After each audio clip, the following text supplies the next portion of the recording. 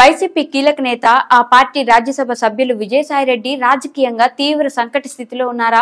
Party అధికారంలో ఉన్నప్పుడు సొంత పార్టీ నేతల్నే అనేక రకాలుగా ఇబ్బందులకు గురిచేసిన విజయసాయిరెడ్డి ఇప్పుడు పార్టీ ప్రతిపక్షంలో ఉండడంతో పాటు లైంగిక వేధింపుల ఆరోపణల్లో దొరికిపోవడంతో సొంత పార్టీ నేతలు కూడా ఆయనపై ఉన్న పాత పగకు మసాలా కలిపేలా తెర వెనుక గేమ్ మొదలు పెట్టారా?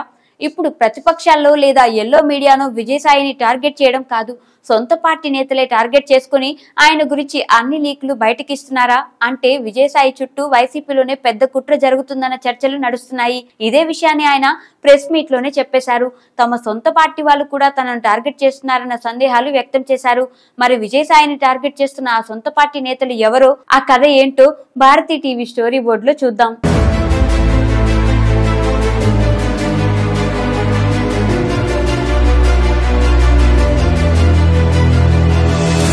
విజయసాయిరెడ్డి గతంలో ఎప్పుడూ లేనంతగా కార్నర్ అయిపోయారు. ఆయన చుట్టూ ఓ భారీ గొయ్యి తవ్వేశారు.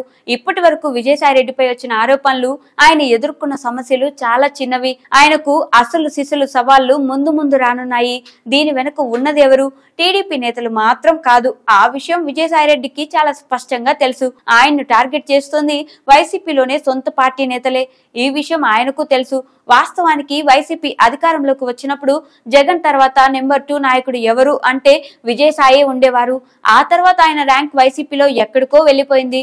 విజయసాయి ప్లేస్ లోకి మరో నెంబర్ 2 వచ్చేశాడు. అక్కడి నుంచి ఆ నేత విజయసాయిపై పగపట్టి ఆయన్ని ఎప్పుడు ఎలా బద్నాం చేద్దామా, ఎలా దొరుకుతాడా అని ఎదురు చూస్తూ వస్తున్నారు. మొత్తానికి వాళ్ళ ఎదురు చూపులు ఫలించాయి. విజయసాయిరెడ్డి దేవాదాయ శాఖ అసిస్టెంట్ కమిషనర్ శాంతి భర్త తన భార్యకు పుట్టిన బిడ్డ విజయసాయే అని అనుమానం వ్యక్తం చేయడంతో విజయసాయి పేరు రచ్చరచ్చ అయిపోతుంది. మీడియాకు కావాల్సినంత ఫీడ్ దొరుకుతుంది. అయితే ఈ ఫీడ్ అంతా విజయసాయిని టార్గెట్ చేస్తున్న వైసీపీలోని ఆ నెంబర్ 2 నేతే ఇస్తున్నాడట. గతంలో పార్టీ అధికారంలో ఉన్నప్పుడు ఇంటెలిజెన్స్ వ్యవస్థను గుప్పిట్లో పెట్టుకుని విజయసాయి రహస్యాలను, వ్యాపార వ్యవహారాలను, వ్యక్తిగత విషయాలను పూర్తిగా తెలుసుకుని ఇప్పుడు అదను చూసుకుని ఆట మొదలు పెట్టేశాడంటున్నారు. ఎన్నికల్లో ఘోర ఓటమి తర్వాత జగన్ ఫుల్ ఫ్రస్ట్రేషన్ లో ఉన్నారు. గత 5 ఏళ్ల పాలన, ఎన్నికల వ్యూహాలు చూసిన ఎవరిపైన ఆయనకు నమ్మకాలు లేవు. గతంలో వైసీపీ విజయానికి బాగా కృషి చేసిన, కష్టపడ్డ విజయసాయి గురించి ఇప్పుడు పార్టీలో పాజిటివ్ చర్చ నడుస్తోంది. ఈ ఎన్నికల్లో ఘోర ఓటమికి ఆ నెంబర్ 2 నేతే కారణమని ఎక్కువ మంది రగిలిపోతున్నారు.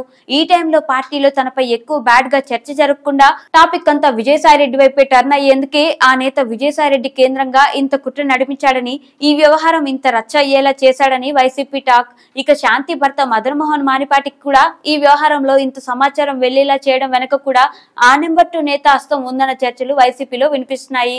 విజయసాయి జగన్ కు ఎక్కడ దగ్గరవుతాడన్న అనుమానంతోనే ఆయన చుట్టూ గోతులు తవ్వడం ప్రారంభమైంది. అందులో భాగంగానే మదన్ మోహన్ లేఖ బయటకు వచ్చిందట.